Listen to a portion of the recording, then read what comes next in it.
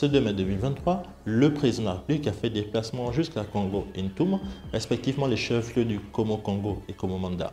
Le BIG a profité de cette occasion pour échanger avec les notables, les élus locaux, les femmes, les jeunes et bien sûr les opérateurs économiques.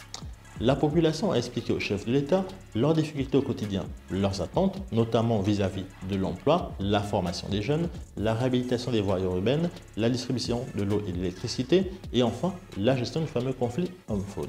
Lors de son étape à Ntoum, le président de la République a aussi pu constater l'avancement des travaux nationaux numéro 1. Et oui, et n'oubliez pas ce projet inscrit dans le plan d'accélération de la transformation PAT, la Transgabonaise. À terme, il permettra de faciliter le déplacement des biens et des populations à travers l'ensemble du pays. C'est loin d'être fini.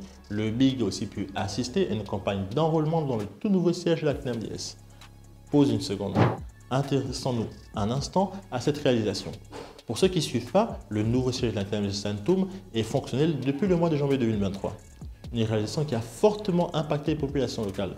Depuis son ouverture, ils n'ont plus à faire le long trajet, le long déplacement qu'ils devaient faire pour avoir accès à un service de base. À ce jour, 5221 personnes ont été enregistrées, 552 relevant du secteur privé, 1114 du secteur public et 855 correspondant à la catégorie des Gabonais économiquement faibles, les fameux GEF. C'est loin d'être la seule avancée concrète dont les populations de Ntoum bénéficient. Le président a inauguré la structure de santé phare de Ntoum.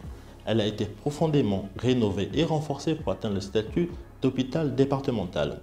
Avec une capacité d'accueil de 45 lits, plusieurs services tels que les urgences, la petite chirurgie, un laboratoire, une maternité, un service technique, un bureau de Gabon égalité dédié à l'établissement des actes de naissance, un service consacré à la psychologie ainsi qu'une cafétéria.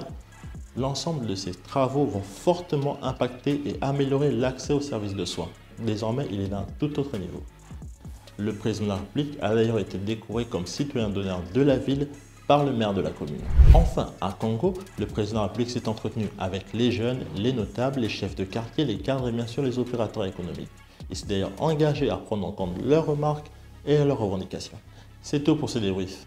Comme à chaque fois, je vous invite à liker, commenter et partager cette publication. Moi, je vous donne rendez-vous très prochainement sur One Gabon pour voir le Gabon qui bouge. À bientôt.